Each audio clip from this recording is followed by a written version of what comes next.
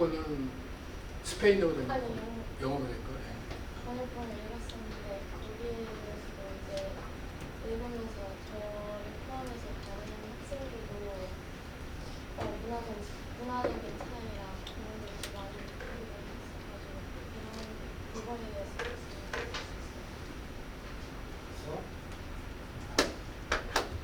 박수 치려고 했네.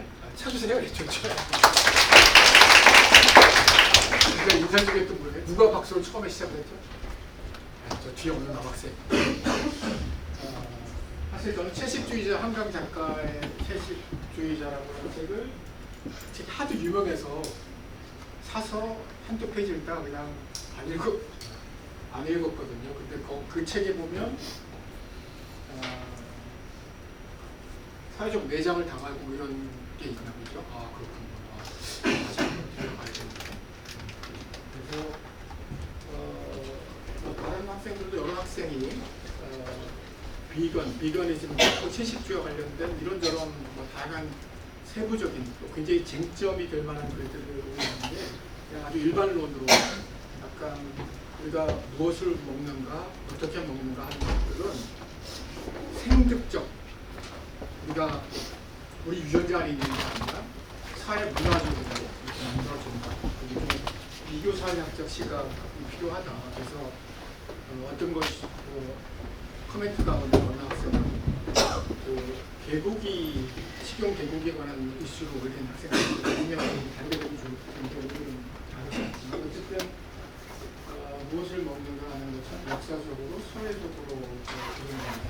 이런 것들을 이제 보여주는 것이고 또 채식에 대한 태도, 그러니까 채식주의 혹은 비건이즘에 대한 태도가 사회들마다 조금씩 차이가 있다. 그래서 지금은 모르겠어요. 제가 지금은 모르겠는데 한 10년 전에 제가 이제 학부 사회학과 과목으로 한국의 사회와 문화라고 하는 수업을 영어로 연강하는 수업이 있어요. 근데 거기에 외국 학생들이 이제 그런 얘기를 하더라고요. 그러니까 심지어는 고대 주변과 연대 주변에 채식주의에 관한 태도가 다르고 채식 식당이 고대 주변에 너무 없다. 이런 얘기를 해요. 요즘에는 고대 주변에도 샐러드 바라든지 이런 것들이 꽤 많이 생기고 그랬지만 아마 그 당시만 해도 고대는 삼겹살 문화가 지배하는 시기였고 아마 연대는 이제 신촌 일대가 훨씬 좀 다양했던 것 같아요. 그러면서 외국 학생들 입장에서는 특히 이제 채식에 관심이 있는 외국 학생들한테는 고대가 약간 좀 척박하게 느꼈던 것 같아요. 어쨌든 그런 사회적 시각 이런 것들도 변하죠. 제가 이제 서울시 먹거리 통계조사에 한 3년 동안 하면서 채식 관련된 문항들을 집어넣었는데 채식에 대한 그러니까 친구 가운데 채식을 하는 사람이 있으면 불편하다 뭐 이런 것들도 있었고 혹은 채식은 우리 사회를 위해서 필요하다 뭐 이런 문항들은 대체로 채식에 대한 태도가 조금씩 좋아지고 있는 건 사실이에요. 기본 학생으로서 이제 막 사회적 매장을 당할 수 있다 했는데 요즘에는 매장까지는 아닌 것 같고 조금은 불편해하지만 그 불편 정도가 좀 덜해지는 조금 더 사회적으로 채식주의에 대한 이해가 좀 더 관대해지는 그런 상황이라고 생각합니다.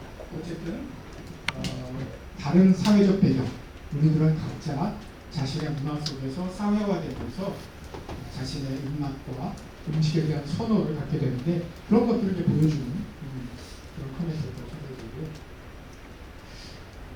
그 다음에 이찬희 학생. 이찬희 학생. 안 왔나요? 아, 아쉽네요. 바로 결석이 되는데 좋은 코멘트를 쓰고 제가 출석은 늘 부르지 않지만 선서적으로 부르고 안 왔죠? 그렇습니다.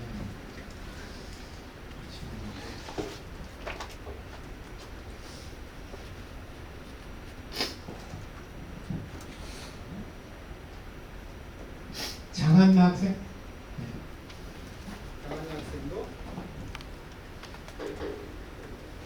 상당히 여러 가지 이야기를 했는데 제가 그냥 일부만 발췌한 거고 이거 중심으로 얘기해도 좋고 아니면 전체적인 맥락에서 자신이 하고 싶은 얘기를 큰 소리로 다른 학생들에게 그다음에 이제 여러분들도 아마 그 바로 그 인터넷 포털에 들어갈 수 있으니까 그 커멘트 부분에 가가지고 학생들의 그 올려놓은 그 파일을 열어서 전체 원문을 보는 것도 괜찮겠죠. 네, 부탁드립니다. 최근에 친구들이랑 밥을 먹었을 때 혼밥이 하나라고 혼밥에 익숙해서 가는 친구들이 있어요. 그래서 코멘트 과제를 받아서 혼밥에 대해서 이야기를 해보고 싶다는 생각이 들었고, 그래서 한국의 현대사회에서 혼밥이 지금 나름 보편적인 식문화로 자리를 잡게 되는데 이에 대한 원인을 제가 생각을 해보았습니다. 그래서 네 가지 정도를 생각을 해가지고 원문 질문하고 답을 다 친절하게 제시를 했어요. 첫 번째가 코로나19의 영향이 크다고 생각을 하는데, 코로나 시기를 지나면서 유튜브나 넷플릭스 같은 영상 콘텐츠가 인기를 얻고 발전을 했잖아요. 그래서 혼자여도 콘텐츠를 보면서 즐겁게 식사를 할 수 있다는 점에서 혼밥 시간 자체를 자신만의 휴식이나 힐링으로 여기게 된 그런 의미가 생겼다고 생각합니다. 두 번째는 각종 미디어의 영향이 있다고 생각을 하는데, 나 혼자 산다 같은 인기 프로그램에서 연예인들이 혼자 끼니를 해결하는 모습이 비치면서 혼밥에 대한 인식 자체가 과거보다 좀 긍정적인 방향으로 개선이 되었다고 생각을 합니다. 세 번째는 효율성을 추구하는 한국의 빨리빨리 문화라고 생각을 했는데, 약간 대화나 타인을 신경 쓰지 않고 온전히 식사에만 집중을 하고 빠르게 다른 일을 하러 가게 하는 혼밥이 약간 이런 빨리빨리 문화의 연장선이라고 생각을 했습니다. 그리고 마지막은 약간 당연한 고민이라고 생각을 하는데, 국내 1인 가구가 계속 지속적으로 증가하고 있다는 점을 생각해 봤습니다. 장학금 학생은 그 혼밥의 보편화 이런 것 원인이 여러 가지 있다. 몇 가지 얘기했죠? 네 가지씩이나 얘기했어요. 혹시 여기다가 덧붙일 만한 게 있을까요? 덧붙이고 싶은 사람? 네. 제가 코로나 전에 온라인과 전국조사 청년 조사한 적이 있는데, 제가 잠깐 깜짝 놀랐던 게 혼밥의 이유로, 저는 사실 솔직히 얘기하면 혼밥을 굉장히 부정적으로 생각했어요. 부정적으로. 근데 그래서 혼밥의 이유가 이제 문화가 연결 많은데, 그 중에 이제 의외로 꽤 많은, 물론 이제 그게 청년층 대상 만 19세에서 39세까지를 대상으로 한 조사였어요. 그래서 전체 인구는 아니고 어떻게 보면 굉장히 식문화에 있어서도 좀 새로운 변화가 관찰되는 그런 연령대라고 생각이 들어요. 근데 그 중에 그 혼밥의 이유와 관련해서 이를테면 내가 먹고 싶은 걸 먹기 위해서, 혹은 점심 먹을 때만이라도 좀 자유로운 시간을 갖기 위해서, 뭐 이런 식의 굉장히 자발적이고 긍정적인 답변들도 꽤 많이 나왔어요. 그래서 그때 이제 그 조사를 하고 나서 공람들을 이제 그 선택지가 한 10개 정도, 12개 정도 됐던 걸로 기억하는데, 그거를 요인 분석이라고 하는 통계적인 방법을 통해서 몇 가지로 묶어서 자발적 혼밥이라고 하는 카테고리로 붙게 됐어요. 혼밥을 구조적인 혼밥, 어쩔 수 없이 내가 택배를 한다든지 뭐 어쩔 수 없기 때문에 혼밥을 하는 구조적인 혼밥도 있고, 그다음에 자발적 혼밥도 있고, 또 하나 유형이 세 가지 정도 유형. 그래서 같은 혼밥이라고 하더라도 똑같지 않고 그 안에 조금씩 다른 성격을 가진 혼밥이고, 특히 젊은 세대들은 직장인 같은 경우는 그 점심시간이 굉장히 자신의 소중한 시간이고, 그 시간을 직장 동료라든지 상사와 같이 먹는 게 아니라 혼자 자기가 먹고 싶은 것을 내가 편한 방식으로 이렇게 먹고자 하는 그런 응답자가 꽤 많았기 때문에 저도 상당히 놀랐고, 이게 이제 한국 사회 전반적인 탈조직화 혹은 뭐 개인주의와 이런 것하고도 관련이 되고 그런 거라고 생각이 들었습니다. 어쨌든 혼밥이 굉장히 빠르게 증가하고 있고, 여러 선행 연구들을 보면 역시 그 1인 가구의 증가라고 하는 게 굉장히 중요한 구조적인 우리나라 한국 사회의 거대한 조직의 변화죠. 1인 가구의 증가라고 하는 게 혼밥과 깊이 관련된다 생각이고요. 그래서 굉장히 많은 것을 이렇게 생각해서 생각이 사려지는 그런 컨텐츠를 올려줬고요. 그렇습니다. 강경모 학생, 마이크가 멀기 때문에 그냥 큰 소리로. 굉장히 전문가적인 코멘트. 저는 요즘 많이 수요가 증가하고 있는 밀키트에 대해서 코멘트를 써봤는데 저희 집에서도 밀키트가 항상 지금 부모님과 같이. 네. 아, 예. 집에서도 밀키트가 3-4개씩은 항상 구비되어 있고 유튜브나 이런 매체들에서도 밀키트 사업을 하는 개인들도 많아지는 영상을 보고 밀키트가 생각이 나서 쓰게 됐는데 장점과 단점을 나눠서 생각해봤는데 장점은 혼자 먹기 힘든 요리들도 혼자서 집에서 간편하게 조리해서 먹을 수 있고 각각의 재료를 사서 손질하는 번거로움 없이 간편하게 먹을 수 있다는 장점들이 있는데 반면에 신선하고 간편함을 내세우는 밀키트지만 조리하기 직전의 상태인 게 밀키트라서 유통기한이 4-5일 정도 길지 않아서 사실 그렇게 신선하진 않을 수도 있다라는 단점도 있고 가성비를 장점으로 내세우긴 하지만 막상 가격을 찾아보면 생각만큼 저렴하지 않아서 오히려 외식하는 것이 더 간편하고 낫다고 생각이 드는 측면도 있어서 나눠서 생각할 만하다고 생각이 들어서 코멘트를 적었습니다. 토론을 하고 싶겠지만 시간 관계상 그냥 본인이 문제 제기를 하고 답을 이렇게 하고 정리를 할게요. 혹시 여기 혼자 원룸 같은 데서 사시는 분 한 분밖에 없나요? 그렇게 많지가 않네요. 아마 혼자 사는데 손을 안 드는 분 계실 텐데 어쨌든 그러면 식사를 어떻게 해요? 저는 주로 그냥 밖에서 사 먹습니다. 밖에서 사 먹죠. 밀키트라는 거 알죠? 네. 근데 사용한 한 번도 활용해 본 적이 없나요? 네. 아, 왜? 밀키트보다는 해먹는다면은 그냥 집에서 해먹는 걸 더 선호해서 직접 재료를 사다가 해먹는 걸 더 선호해서 자주 사용한 적은 없는데 직접 조리를 식재료를 사다가 해본 적은 맞나요? 자주 해먹나요? 제가 저학년일 때는 자취할 때 주로 근처 식자재마트에서 사서 많이 했습니다. 아, 지금은 고학년 네. 바쁘기 때문에 주로 밖에 사 먹고.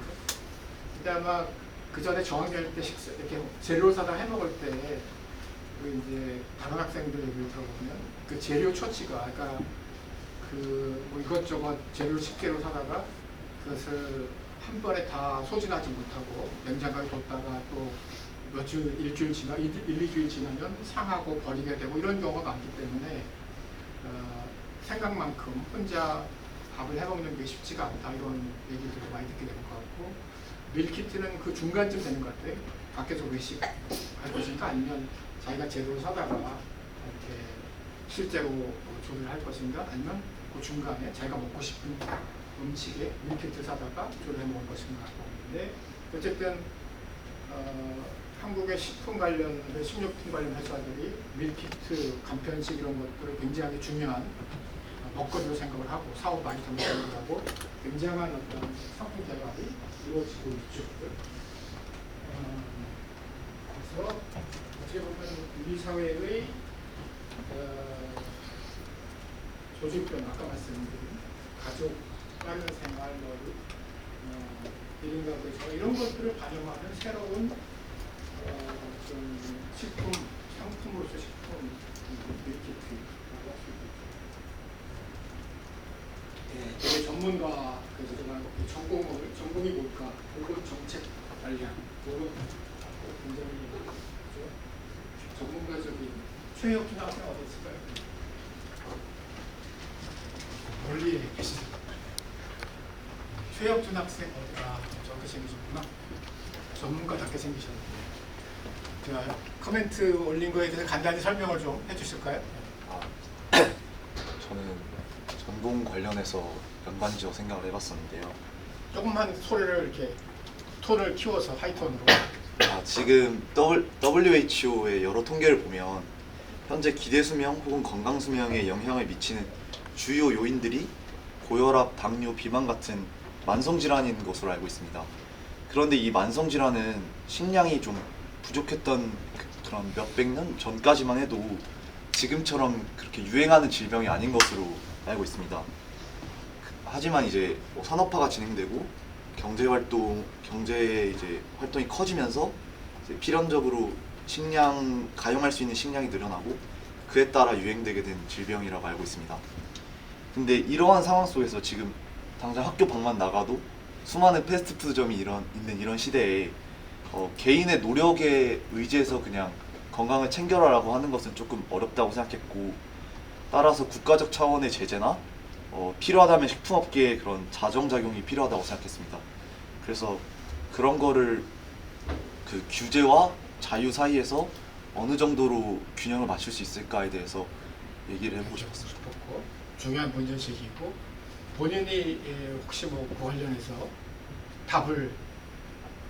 하나의 답을 준다면 어떤 것들을 좀 얘기할 수 있을까요? 저는 공적 기관에서의 규제부터 시작을 해야 된다고 생각합니다. 예를 들면 지금 미국 캘리포니아 주는 초등학생들한테 수요일마다 그 채식 급식만 제공하는 그런 제도를 시범 운행 중에 있습니다. 그래서 공적인 영역부터 차근차근 해나가면 일종의 홍보 효과도 되고 그거에 대해서 익숙해지는 사람도 생기면서 자발적인 참여가 이루어지지 않을까 생각하고 있습니다. 그래서 공적이라고 하는 건, 공적, 퍼블이라고 하는 거는 이제 국가나 지자체나 이런 정부 기관, 공공 권력을 갖고 있는 기관의 역할이 중요하다 이라고 얘기했습니다. 그래서 그렇기 때문에 이제 우리나라 식약 처에서 나트륨이나 설탕에 관한 다양한 규제 혹은 권유 사항들이 사실 있죠.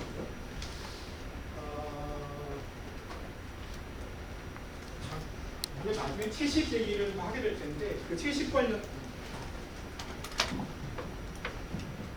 채식과 건강에 관한 이야기에 관한 비판적인 코멘트가 있었어요. 그래서 그냥 간단하게 제가 생각하는 바를 좀 말씀을 드리자면, 채식주의자가 여러분 모두가 채식주의자가 될 필요는 없을 것 같아요. 근데 이제 채식이라고 하는 것도 어떤 맥락의 사회적 맥락이 굉장히 중요한데, 우리가 앞으로 살펴볼 것처럼 현대 사회, 현대 식품 체계 혹은 한국의 20세기 후반 이후에 먹거리에 관련된 문화나 혹은 뭐 체계를 들여다보면 여기 얘기한 대로 뭐 패스트푸드가 중요한 현대 식품 체계 특징 가운데 하나예요. 그 다음에 가공식품, 식품산업, 아까 마이쮸 뭐 이런 것들, 그죠? 탄산음료 이런 것들. 그래서 어떻게 보면 이런 다양한 형태의 가공식품들, 그 가공식품에 들어가 있는 중요한 요소들을 보면 여러분들 과자 같은 거 이런 거 사드실 때 혹은 뭐 식품 같은 거 사드실 때 그 표지를 좀 보세요. 그 대체로 중요한 성분이 나와 있거든요. 근데 이제 대개 보면 우리가 맛있다고 느끼는 것들은 분말, 밀가루, 가루, 입에서 달짝지근하게 잘 녹아지는 분말 가루, 밀가루와 설탕과 혹은 설탕 대체물과 그 다음에 나트륨, 소금, 그 다음에 이제 기름 이런 것들이 들어가 있는 분들이 많거든요. 그래서 그런 것들이 이제 현대인들의 즉각적인 미각 이런 데 있어서 굉장히 선호되고 맛있다고 느끼는 거죠. 그죠? 단짠이라고 해요. 단짠 이런 것들. 그래서 그런 그다음에 이제 현대인들의 지난번에 아까 얘기한 적일까 모르겠는데 한국인들이 1인당 육류 소비량이 약 58kg, 쌀밥은 56kg. 작년에 한국의 1인당 고기 소비량이 쌀 소비량을 넘어섰어요. 더 이상 우리가 밥 먹는 민족이라고 하기 어렵고 고기를 엄청 먹게 된다는 거죠. 그래서 이런 현재의 어떤 신분화 식품 체계 하에서 이제 우리가 좀 더 건강하기 위해서는 사실 이런 문제 제기가 필요하고, 그래서 어떻게 하면 조금 더 균형 잡힌 식사를 할 것인가. 그래서 대체로 아주 간단한 어떤 청년층에 대한 식제한 영양학자들이 하는 게 이제 물론 단백질도 필요하고 여러 가지 필요하지만 지금 현재 식습관을 볼 때 특히 청년들에게 필요한 것이 신선 채소라든지 과일이라든지 이런 것들이라는 거죠. 그래서 채소나 과일이 왜 중요한가, 이런 것은 그런 맥락에서 여러분들의 건강을 위해서 제안하는 그런 한국 영양학자들의 제안이라고 생각할 수 있을 것 같아요. 그리고 이제 내가 정말 채식주의자가 될 것인가 하는 것은 사실은 건강만의 문제는 아니고 다른 여러 가지 어떤 학생이 코멘트 올린 것처럼 환경에 관한 문제라든지 동물 복지에 관한 문제라든지 종교적인 문제라든지 아니면 그 대량 축산이나 대형 도살로 인한 그런 도덕적, 물리적 책임감이라든지 이런 다양한 것들이 복합되어 있는 것이고, 그것은 개인의 약간 세계관이나 정치적인 관점과 관련된 것 같아요. 어쨌든 전반적으로 우리가 채식을 한다는 것이 우리나라 식품 체계에서 가지는 그런 의미 같은 것들을 생각해 볼 필요가 있겠다라고 생각합니다. 그리고 이제 한마디만 덧붙이자면 우리가 보통 인간들은 한국뿐만이 아니라 밀이나 쌀과 같은 곡물류를 중심으로 먹었어요. 그걸 보조하는 것들이 이제 과일이나 채소나 육류였어요. 근데 이제 이 구조가 구조가 바뀌게 된 거죠. 그래서 이제 우리가 아까 한국인들이 고기를 더 많이 먹는 사회가 됐는데, 그런데 고기는 그냥 나오는 게 아니라 특히 소고기의 경우에는 소위 말하면 생태적인 부담이 어마어마하게 큰 거예요. 그래서 가상수라는 개념도 있고 여러 가지 개념들이 있지만 소를 키우기에 들어가는 여러 가지 인풋들, 물, 그다음에 곡물 사료라고 하는 것은 농업을 통해서 만들어진 옥수수나 콩 같은 것이거든요. 이런 것들을 계산하면 어마어마하게 자원 비효율성 높은 그런 식량이라는 거죠. 그런데 세계에 많은, 특히 세계 아직 산업화가 덜 된 지역에서 많은 사람들은 기아 문제로 굶주리고 있죠.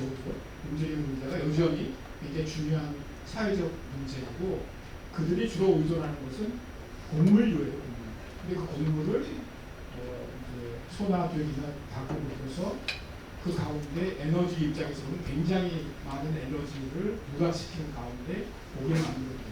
그래서 약간 좀 단순화된 표현이긴 하지만 서구인들의 고기, 그다음에 이제 서구인들의 에탄올, 옥수수 에탄올 같은 게 이제 친환경 연료로 이제 호주나 미국 같은 데서 이렇게 판매하고 있는데, 서양인들이 자동차와 고기 소비 때문에 제3세계 지역에 고기들은 굶주리고 있다. 이런 약간 거친 그런 표현도 나오는 상황이고, 그런 것들을 조금 이렇게 내가 채소나 곡물을 먹는다는 것이 가지는 영양학적인 측면뿐만이 아니라 사회적, 생태적, 도덕적 이런 것들도 함께 연결 두고, 그런 것들이 이제 여러분들이 내가 채식주의자가 될 것인가 알 것인가, 그거는 이제 개인의 판단이라고 생각합니다.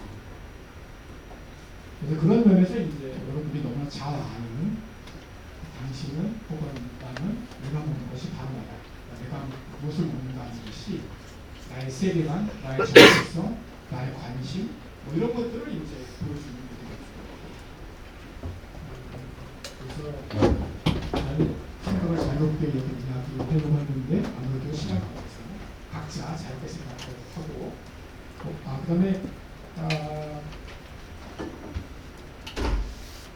여기 이제 밑에 논문 하나를 제가 소개를 했어요. 그래서 혹시 뭐 대사증후군과 혼밥 뭐 이런 데 관심이 있으면 제가 2018년도에 썼던 논문인데 제가 그 블랙보드에 가시면 강의 자료의 메뉴 안에 강의 PPT 관련된 메뉴가 하나 있고 읽을 거리라고 하는 메뉴가 하나 있어요. 그건 제가 생각했던 게 아니라 우리 조교 선생님께서 올려놓는데 거기에 보니까 빈칸으로 되어 있더라고요. 그래서 제가 거기다가 좀 관련된 논문을 올려놨어요. 한 2번 정도가 지금 올라갔는데 여러분들이 관심이 있으면 조금 심화 학습을 하고 싶다 이런 생각이 들면 거기에 올라가 있는 글들을 좀 보시면 좋을 것 같아요.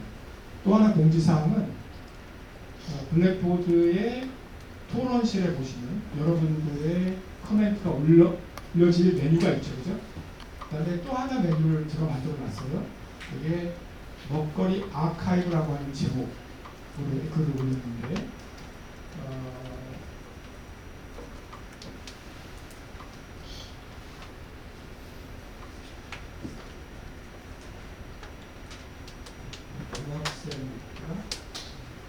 학생이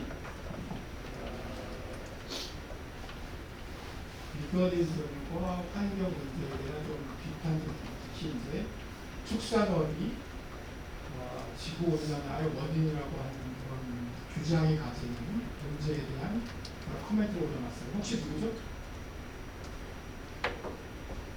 비거리즘에 대한 좀 문제 제기하는 친구가 있는데 손 한번.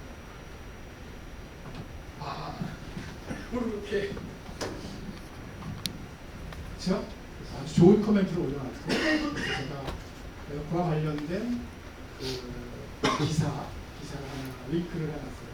한번 찾아보시면. 그래서 여러분들이 아마 코멘트를 할 때 우리 강의 내용이라든지 혹은 뭐 교재라든지 뿐만이 아니라 또 관심이 있다가 구글링하고 이러다 보면 상당히 흥미로운 그런 글 같은 게 발견될 텐데 그럴 때 혼자만 보고 재밌다 이렇게 생각하지 말고 그거를 제가 아마 소개드린 블랙보드 토론실의 먹거리 아카이브라고 하는 그 메뉴에다 그 글을 소개를 하든지 링크를 좀 해주세요. 그러면 저도 들어가서 좀 보고 여러분들도 조금 더 그런 여러 가지 다양한 자료들을 통해서 먹거리 문제에 대해서 깊게 혹은 폭넓게 생각할 수 있을 것 같아서 그런 것들을 메모해 놨다가 블랙보드에 가지고 들어가서 글도 올리고 남의 글도 읽고 그랬으면 좋겠습니다. 자, 지금 한 10분 정도 여러분들에게 설문조사를 하려고 합니다. 설문조사. 양희선 선생님 어떻게 할 수 있는 상황인지 어떻게? 네, 블랙보드 공지사항 접속하시면 블랙보드 공지사항에 핸드폰으로 들어가도 돼요.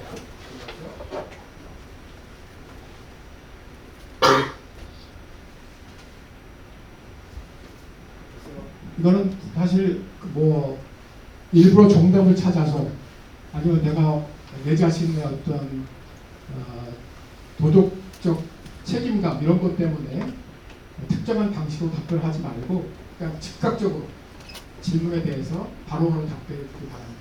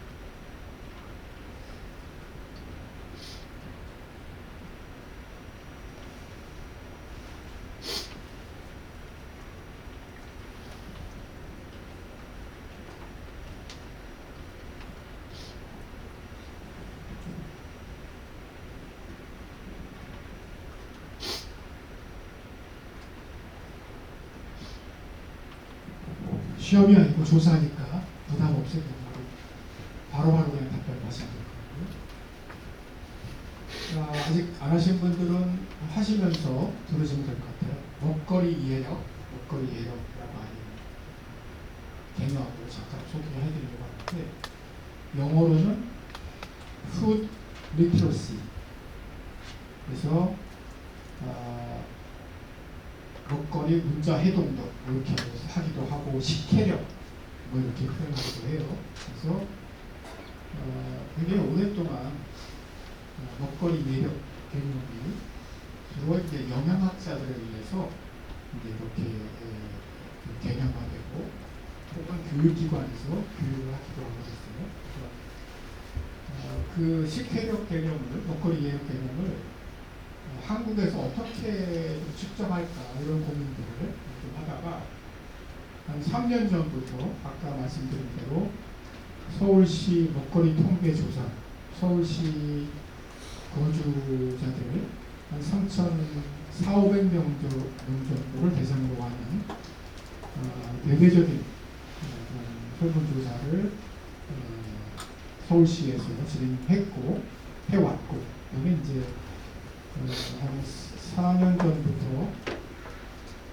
사회학자 두 사람하고 영양학자 두 사람하고 이렇게 모여서 먹거리 이해력, 식혜력 개념을 조금 더 정리하고 체계적으로 좀 조작하고 측정하자 이런 이야기가 있어서 같이 작업을 했어요. 그래서 2021년, 2020 작년 재작년에 먹거리 이해력이라고 하는 그런 개념으로 여러 가지 문항들, 지표를 만들어서 되게 많은 시간을 들여서 외국의 선행 연구들, 국내 영양학자들 연구, 그다음에 음식 먹거리 관련 전문가들을 대상으로 한 벨파이 조사, 심층 면접 이런 것들을 통해서 먹거리 이해력을 정량적 지표로 개발을 한 거예요. 그래서 먹거리 이해력이라고 하는 개념은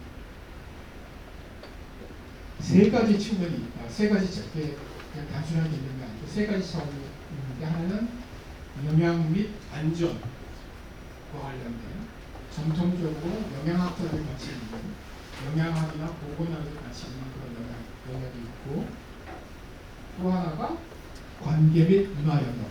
우리가 지난번에 푸드에 관한 이야기를 할 때 이게 단순히 영양뿐이 아니라 어떤 즐거움, 그 다음에 특히 관계성 이런 것들이 굉장히 중요하다고 그랬는데 그래서 관계 및 문화 영역 그런 게 있고 또 하나는 특히 이제 지난 한 10여 년 전에 영양학자들도 관심을 갖게 돼요. 지속 가능한 식생활, 서스테너블 다이어트라는 표현을 쓰는데 그런 사회적 생태적인 측면에 관한 것도 굉장히 중요하다.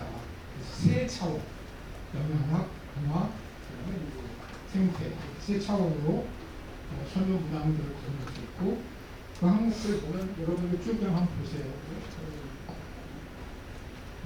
식품군의 알때 알고 있는 거, 장보기 중 품목을 이렇게 보는 거 작성하는 거, 그다음에 원재료라든가 영양 표시, 원산지 문제, 보관, 한 끼 식사 조립 여부, 조리하기 전에 손을 씻는 거, 식당에서 외식, 식당에 외식하는 데 가서 위생 상태 살피는 거, 미디어에 나오는 다양한 먹거리 관련 정보에 대해서 잘 이해하는 것, 뭐 이런 것들이 이제 영양과 건강 관련된 그래서 굉장히 기본적인 것들을 여러분들이 아는 것이 그 먹거리의 증거이다 이렇게 볼 수 있을까요? 관계 및 문화 영역 요리를 하는 것이 즐거움입니다. 혹시 이런 즐거움 요리하는 것이 즐거움입니다. 요리 잘해요? 혼자 살아요? 친구랑 같이? 그래서 그러면 이제 같이 그래서 특히 코로나19 동안 제가 이제 고려대학교 학생들 대상으로 조사를 한 적이 있어요. 2021년인데 이제 일종의 개방형 심층 면접을 했는데 코로나 동안에 이제 여러 가지 변화들 가운데 하나가 집에 있는 시간이 늘어나고 집에서 집밥을 많이 먹고 자기가 요리를 해서 식구들에게 밥을 이렇게 제공하는 기회가 늘어나고 뭐 그런 거 굉장히 코로나19 때문에 좋았던 그런 경험을 하더라고요. 그래서 그럴 수도 있겠구나라는 생각이 드는데 어쨌든 요리를 하는 일에 대한 즐거움도 굉장히 중요한 먹거리이기 때문에 문화 가운데 하나이고 먹을 때 향과 직감 그다음에 음식의 생애주기 식탁까지 올라오는 과정을 생각하고 감사합니다. 이웃들과 나눠먹기를 좋아합니다. 이런 것들이 이제 관계의 문화 영역이고 아니 이제 사회생태 쪽 영역으로는 제철, 생산자와 직거래, 유기농 친환경, 그다음에 이제 예컨대 동물복지 그 이유를 알고 있는 거, 공정구역에 관한 코멘트도 있었어요. 공정구역도 제도화의 문제, 그다음에 실제 아마 문제 제기하시는 분은 시장 부채를 중심으로 한계를 가지고 있었는데 어쨌든 한번 읽어보자. 여기가 대안과 관련된 이야기 나올 때 공정구역 얘기를 좀 할 것 같아요. 그다음에 육식에 관한 이야기, 그다음에 음식물 쓰레기, 포장재,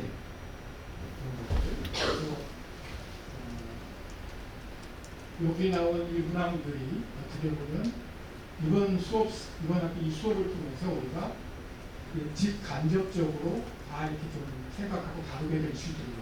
이런 것들을 포괄적으로 이렇게 잘 이해하고 관심을 갖고 그런 것이 먹거리 이해력이다 이렇게 이해될 수 있고 나중에 오늘 여러분들 다 설문에 대한 응답 끝났죠? 그래서 그걸 나중에 제가 다음 시간에 평균값이라든지 평균값과 서울시민 대상으로 조사 똑같은 문항이에요. 서울시 대상 조사. 그래서 서울시의 평균값하고 어떻게 차이가 나는지, 성별로 젠더가 들어갔을 때 성별로, 전공별로 어떤 차이가 있는지 한번 다음 시간에 공유하도록 할게요. 궁금해요, 저도. 자. 근데 본격적인 이론에 관한 이야기를 좀 딱딱하긴 하지만 이론 얘기를 좀 하고 방법론에 관한 이야기를 하고 그다음에 이제 구체적인 이슈로 물어볼 텐데요.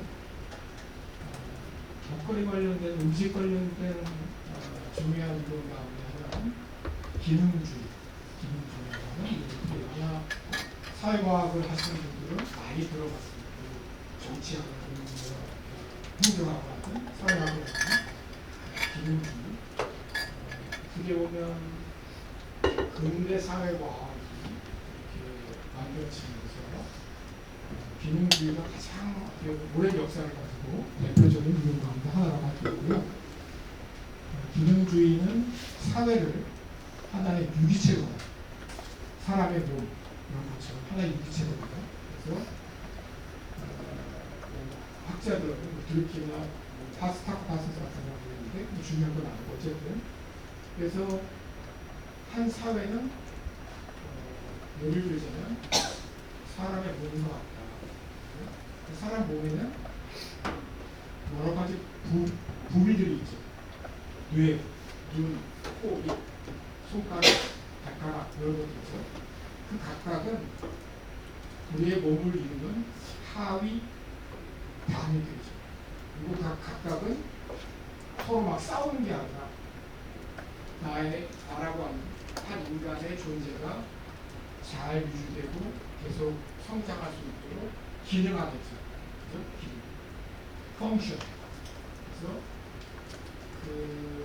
그것처럼 한 사회도 그런 일종의 분업 구조를 통해서 다양한 하위 단위들이 전체 사회의 유지와 질서와 번영을 위해서 기능한다는 게 이제 기능주의예요. 그래서 예컨대 한 사회를 들여다 보면 가족이 있고 무슨 정당이 있고 정치들이 있고 경제 시장이 있고 기업이 있고 다양한 조직과 제도가 있죠. 이것들은 서로 유기적으로 연결되어서 한 사회를 한 사회의 질서와 번영을 위해서 기능을 담당하고 있다는 거죠. 이게 이제 기능주의적이고요. 물론 이런 틀 속에서는 이제 안정, 질서, 규범, 그래서 여러분 각각은 저는 사회학적으로 설명하자, 기능주의적으로 설명하자면 의사는 의사의 역할이 있고 청소하는 분은 청소하는 사람의 역할이 있고 기능이 있고 그런 것들이 잘 어우러져서 하나의 질서를 이루는 거죠. 그래서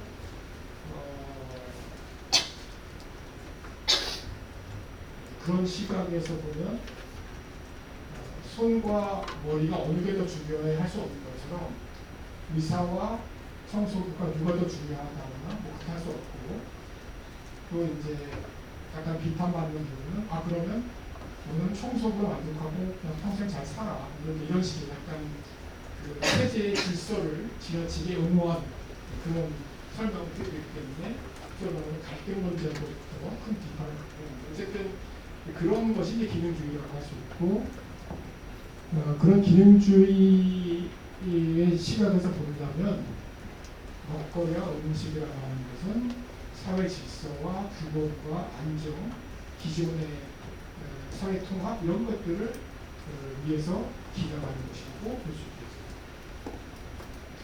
그래서 이런 질문들, 이런 사회학적 질문들을 던질 수 있어요. 먹거리와 관련해서 먹거리 생산, 유통, 소비, 하위 체계가 어떻게 조직돼 안정적으로 유지됩니까?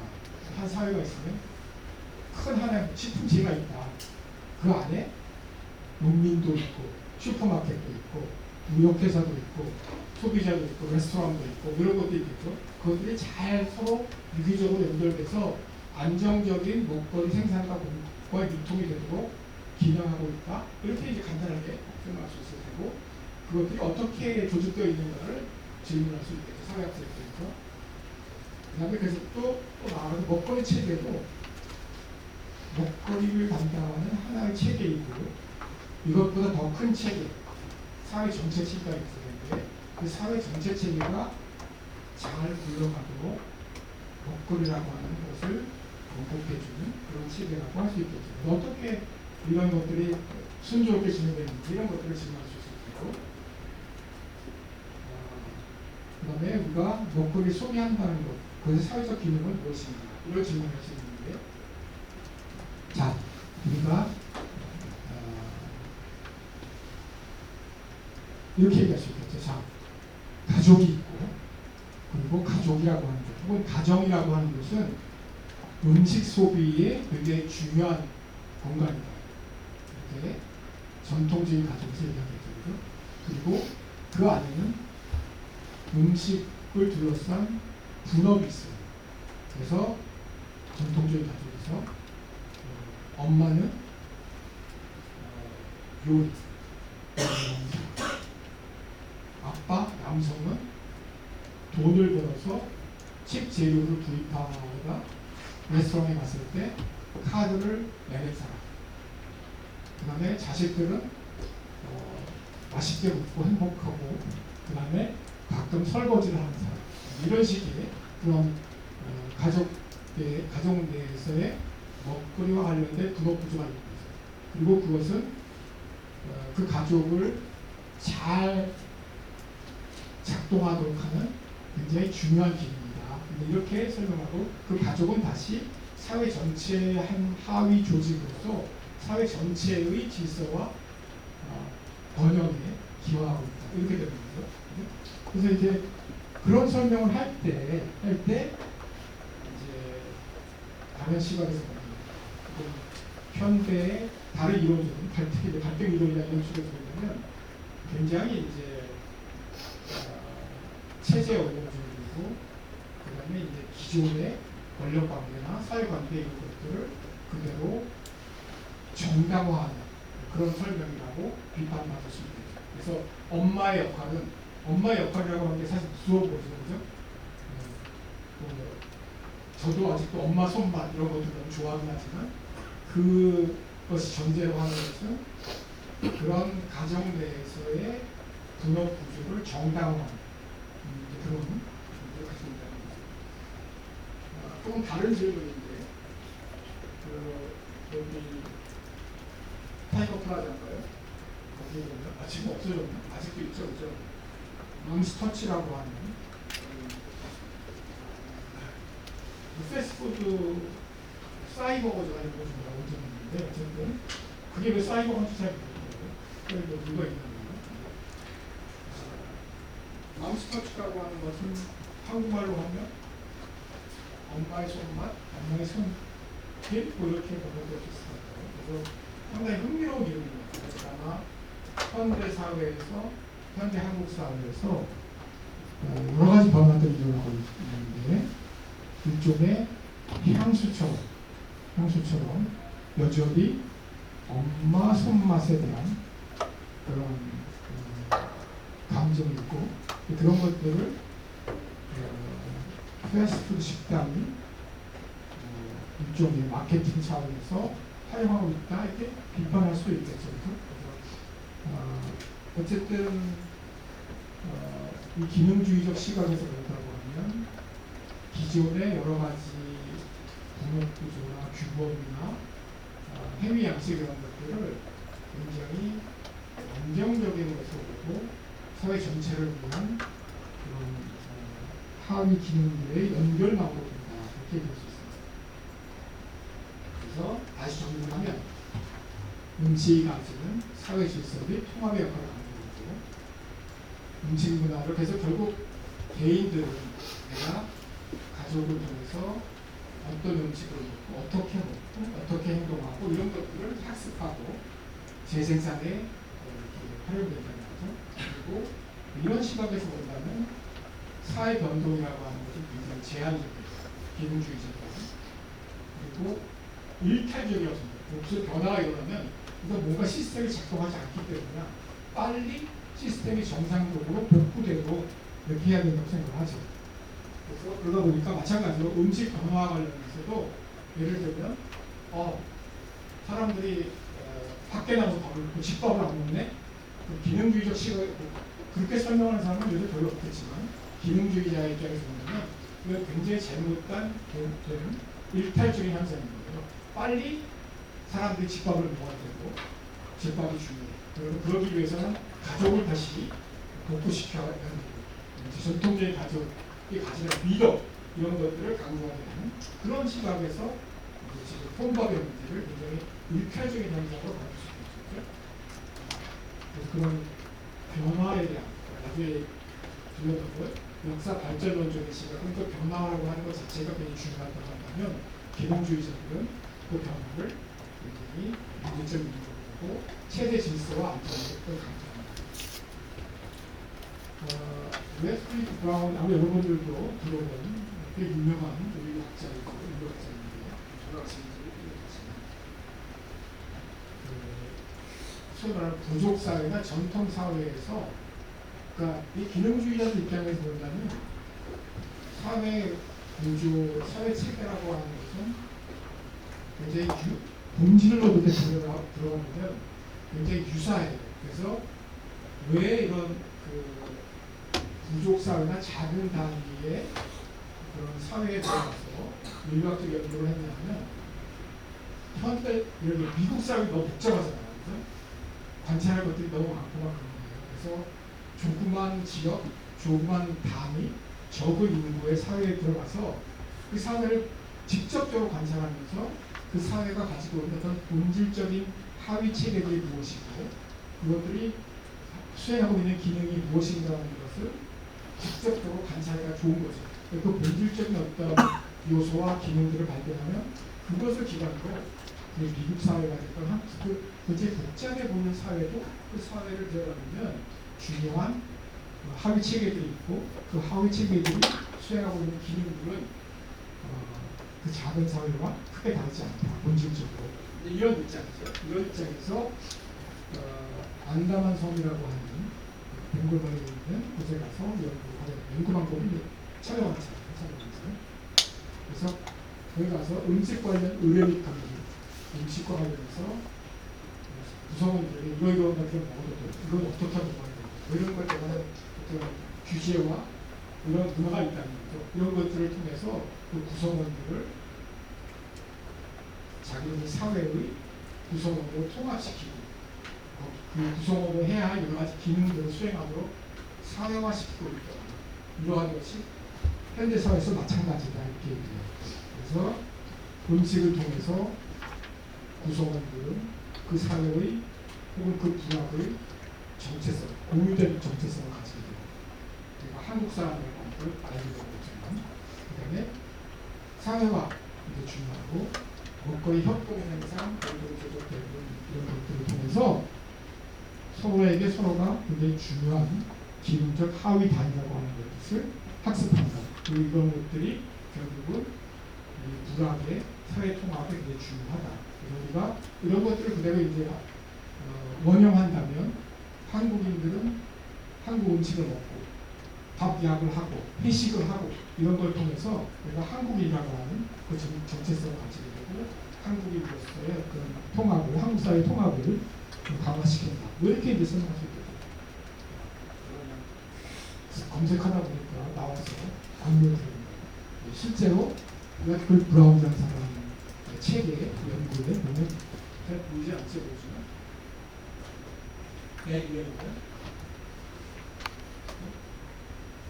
개인의 행동이라고 하는 것은 regulated in conformity 사회의 필요에 의해서 사회라고 하는 것의 필요에 의해서 개인의 행위라고 하는 것은 동조하게 되는 conformity 통하게 되는 거예요. 그리고 여기 보면 using the term social function to denote 이렇게 얘기하면서 그 사회의 어떤 solidarity, cohesion 이런 것들을 통해서 사회 구성원들이 조그만 사회지만 조그만 사회의 하나의 구성원으로 통합되고 행위가 규제되고 이런 것들을 얘기하고 있고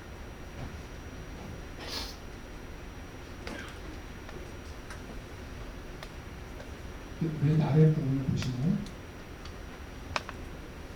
food 이런 통합이나 이런 것들을 관계하는 데서는 특별히 음식에 있어서 food that is made to feel that he is a member of the community 자신의 공동체의 구성원이라고 하는 것을 느끼도록 그래서 실제로 함께 사냥하고 함께 먹고 이런 것들을 통해서 이 섬의 주민들이 자신들 공동체의 구성원으로 통합된다. 이런 것들이 이제 이 책을 봅니다. 사실 이 책에 그렇게 두껍진 않지만 영어 챕터로 들어가 있는데 곳곳에서 음식과 관련된 어떤 타부라든지 혹은 의리라든지 이런 것들이 나와요. 손에 지금 아마 그 구글에서 이렇게 치시면 이 원문을 볼 수 있을 거예요. 참고하시라고.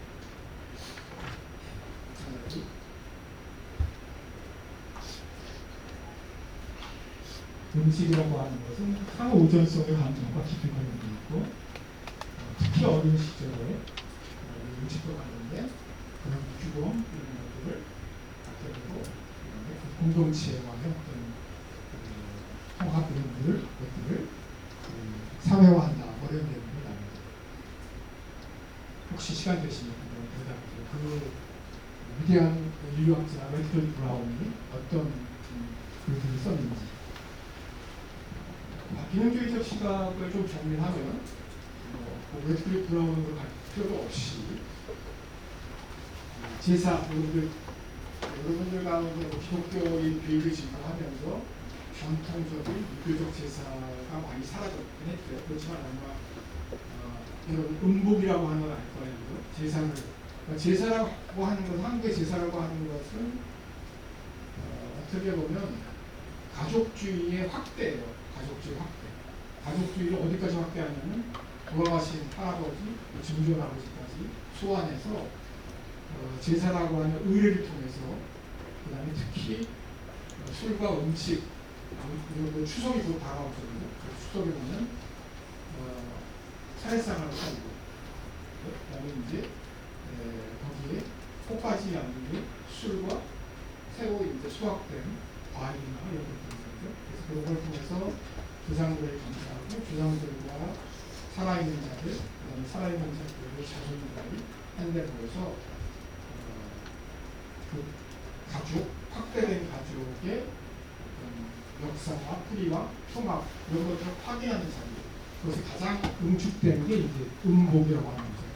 그런데 그 조상들에게 보던 술을 퇴주자 마실 때 바람 불 때 술을 제사가 끝난 다음에 연장자부터 한모금씩 이렇게 마셔서 그 술을 통해서 조상과 그다음에 농인과 청년과 아이들이 이렇게 아이들도 다 음복을 보통 하게 되죠. 그래서 미성년자이긴 하지만 정당하게 술을 마시는 기회가 음복이 되겠죠. 그런데 그런 게 전 어떻게 보면 음식이 수행하고 있는 굉장히 기능 통합의 기능을 보여주는 전형적인 일이라고. 그러니까 제사 자체가 사실은 그런 공동체의 통합을 강조하는 그런 의례라고 할 수 있고요. 기독교 성찬식 같은 경우도 그래서 개신교가 됐건 천주교가 됐건 그리고 성탄절이라든지 중요한 날에는 개신교 성찬식 같은 경우는 훨씬 자주 있죠. 성당 같은 경우. 어쨌든 그런 것들이 예수님, 신도들, 사제 이런 것들 간에 포도주, 예수님의 피와 살 하나의 통합된 기독교의 정체성을 확인하는 이런 의미겠죠. 그다음에 이제 어디라고 잘 직접 얘기는 안 하지만 K대 사발식 지금 있나요? 사발식 혹시 K대생 계신가요? 사발식 없네? 있네. 아마 약간 변형돼 있어요?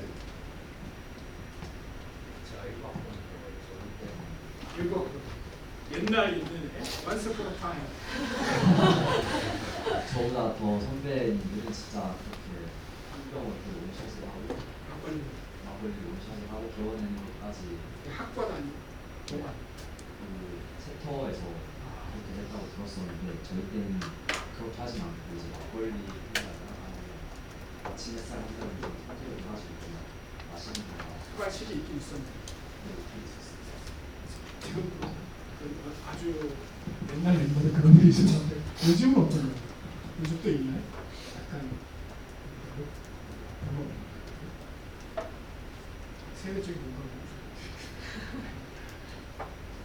그죠? 그래서 아마 사실은 사발식이라고 하는 한 20세기 중반 후반에 그런 의례를 포함해서 그다음에 이제는 고연절 같은 경우는 아마 특히 코로나가 끝나고 난 후에 고연절이 더 뜨거워진 것 같은 느낌이 받아요. 그래서 시행지로 하는 부분 사실은 그게 여러분들 개개인의 어떤 청춘과 열정의 표현이기도 하지만 또 한편으로는 고연절을 하고 나면 내가 고대생이라고 하는 정체성 이것도 굉장히 강화되는 것을 아마 알게 모르게 느낄 거예요. 그래서 이런 것들을 통해서 고려대라고 하는 하나의 조직이 굉장히 강력한 끈끈한 어떤 연대감을 가진 조직이 되죠. 제가 유학 갔을 때에도 K대의 그 동문회는 굉장히 끈끈했어요. 그래서 그 당시에 유학생이 많지 않을 때였고 주로 서울대, 연대 출신들이 훨씬 많았어요. 그런데 툭하면 모여서 밤늦게까지 술 먹고 그 당시에는 요즘은 아마 안 보죠. 막걸리 창가 이런 거 그런 노래가 있었어요. 그래서 그런 노래를 막 부르고 그러던 젊은이들은 유학생들은 다 K대였어요. 제가 처음에 여행 갔을 때 한 이틀 후인가 어떻게 나를 찾아왔어요. 슬리퍼를 칙칙 끌고서 어떤 시커먼 사람이 와가지고 혹시 고대 나오셨어요? 나도 가르쳐고 몇 학번이세요? 그래서 1학번인데 70학번인데 딱 발을 놓더라고. 거꾸로 사회학자들도 그런 거 되게 싫어하거든요. 선배한테 그 다음에 이제 이 선배가 한국전력 다니다가 회사에서 이렇게 보내줘가지고 석사 과정을 맡은 선배인데 계시는 내내 부인도 가족들 같이 왔는데 계시는 내내 그냥 한 달에 한 번 정도 후배들 불러다가 밤에 술 먹을 정도에서 그래서 기억에 남는 훌륭한 선배인데 K대에서 볼 수 있는 분야가 아닐까. 그래서 그때랑은 좀 다른 하지만 또 긍정적인 부분도 있고 부정적인 부분도 있지만 아마 여러분들도 나중에 졸업하고 사회생활 때 보면 어느 조직에 가든 피해자들이 관계관계 작동하는 것을 경험할 거예요. 의견이 굉장히 개인화됐지만 그럼에도 불구하고 동문회라고 하는 큰 역할을 그런 정체성을 만드는데 같이 지금 사발식을 하고 고용인정을 하고 이런 것들이 이제 큰 역할을 하고 그래서 그런 통합의 기능을 권장한다. 그 다음에 음식 문화는 사회 전체의 상징 가치와 규범을 반영한다. 이제 어떤 방식으로 우리가 상호작용해서 하나의 네트워크를 만드는가. 그래서 이제 술 먹을 때 약간 전통적으로 따지면 두 손으로 나이 든 사람은 한 손으로 따주면 나이 젊은 사람은 한 손으로 두 손으로 갖고 주도하고 이런 것을 하죠. 이게 유교적 문화인데 그런 걸 통해서 상호관계가 확실하게 정리가 되고 그 상하가 가지고 있는 책임과 의무감 같은 것들이 이제 사회화되는 거죠. 그래서 이게 뭐 음식 문화에서도 그런 것들이 반영되어 있고 그다음에 이제 타자 외부인들과의 구별 지키가 이루어져요. 그래서 보통 이제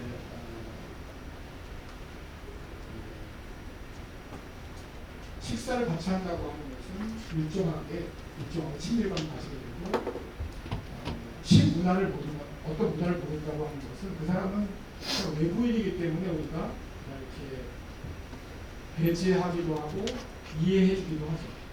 그래서 우리가 뭐 사발식을 한다. 지금은 아니지만 그전 같으면 사발식에 참여하지 않으면 약간 그런데 좀 정말 이게 진정된 건 아닌가 이런 식의 그 배제의 기능 그리고 통합이라고 하는 것은 배제화를 가지는 거거든요. 그것이 이제 현대사회에서 가지고 주요 문제점이기도 하고 친족, 의무, 상호성, 의뢰, 금기 이런 것들이 있고 우리 추석을 두려고 했는데 나름대로 개인적으로 개인의 경험을 한번 참여 관찰해 보세요. 특히 이제 추석에 뭐 물론 이제 뭐 가족적으로 여행을 가기도 하고 그러지만 추석 음식을 준비하고 먹고 차례를 지내고 이런 것들이 나름대로 사회학적 의미를 가지고 있고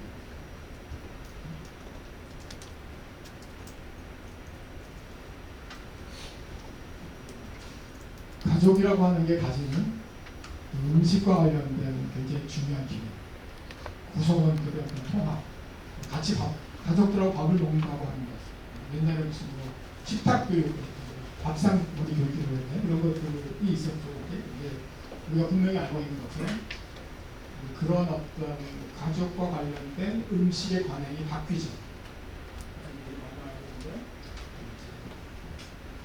현대 사회에서 껍질만 남은 가족 문화라고 할까? 그래서 아빠가 가족이라고 하는 것은 때때로는 같이 함께 식사하는 게 중요해. 그 식사는 차에 드라이브로 이렇게 해가지고 햄버거 먹는 거 이렇게 해서 이게 어떻게 보면 그 사회 변화를 가족과 급격한 탈가족화의 그 중간에서 보여주는 실제 식문화의 변화를 보여주는 그런 나라입니다. 만약에 우리 식품 체계를 하위 바위들 간의 구성으로 보면 이런 그림을 볼 수 있죠. 우리는 소비자가 있고 저쪽 끝에 농사를 짓는 처음에 첫 출발 지역은 농촌이 있겠죠. 그리고 그 안에 식품 산업, 공점 주기가 있거든요. 그리고 그것을 둘러싸고 있는 환경, 경제, 인구화 이런 것들이 있고 거기에 수송, 음식물 쓰레기, 물, 에너지, 돈 뭐 이런 것들이 결합된 하나의 굉장히 정교한 체계예요. 정교한 체계. 그래서 기능주의적 시각에서 보면 이러한 정교한 체계가 안정적으로 먹거리를 공급하고 그것이 사회의 어떤 유기체로서 하나의 사회가 안정적으로 발전해 나가는데 도와준다. 이렇게 그럴 수 있겠죠. 비슷한 거를 이제 조금 다른 방식으로 보자면 이 세뇌주의가 굉장히 중요하죠. 음식이라고 하는데 처음에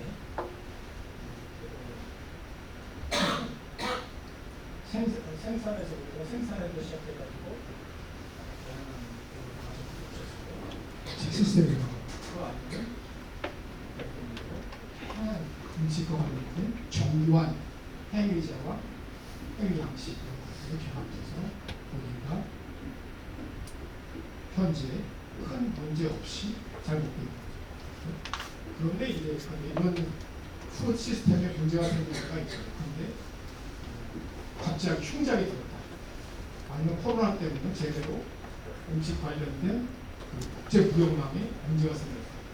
이런 것들이 이제 문제가 생겼는데 이 시스템 어딘가에서 그래서 여러분들은 이제 우리나라는 비교적 그래만 잘 받았지만 심지어는 뭐 미국 같은 사회에서도 코로나 때문에 슈퍼마켓에 갔는데 음식이 식품이 품절되고 그래가지고 소비자들이 엄청나게 막 힘들어하고 그런 시기가 있고 전쟁 같은 경우 러시아와 우크라이나 지금 여러분들도 굉장히 옛날같이 느꼈지만 바로 얼마 전까지 우크라이나 러시아 전쟁이 시작되면서 우크라이나 세계 곡창 지역 가운데 하나인 우크라이나 농산물 생산과 무역에 문제가 생기면서 여러 가지 국제적인 위기가 있었고 평상시에 잘 작동했던 것들이 이런 과정 가운데 어떤 곳에 문제가 생기게 되면 식품 체계가 이제 흔들리게 되고 다시 또 이제 보건력을 가지고 다시 돌아가기도 하고 그렇지 않고 큰 위기가 올 수도 있고 그런 거죠. 자, 오늘 여기까지 하도록 하고 다음 시간 구조주의 정치와 역사관계 정치와 세계 시대 정치를 이렇게 않는 제2장에 그렇습니다.